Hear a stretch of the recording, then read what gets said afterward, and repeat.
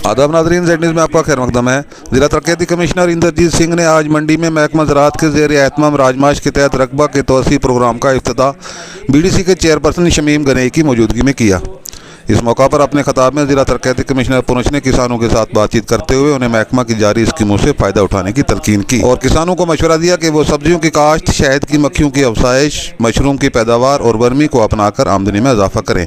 आगे देखिए हमारे नुमाइंदा जहांगीर अहमद की रिपोर्ट। जो है ऑनलाइन बेचते हैं और उनको काफ़ी सारी इनकम जो है काफ़ी आमदनी होती है। तो आप में भी कुछ किसान जो है मिलके एक संगठन बनाइए, इसकी खेती बाड़ी बनाइए और बीच में जो लोग आ जाते हैं उनको बाहर निकाल दीजिए। इसकी अच्छी पैकिंग करके अपनी जो है उत्तम दाम पे, जितना इसका अच्छा दाम मिल सकता है उतने दाम पे आप करिए। और ये आप देखेंगे, अगर इसको आप ढंग से करेंगे तो आप देखेंगे कि आने वाले समय में आपकी जो है अच्छी इनकम हो जाएगी। वो बहुत सारे बच्चे जो है आजकल रुचि नहीं रखते हैं इसमें, जब उनको भी लगेगा कि उनकी रोजी रोटी इस खेती बाड़ी से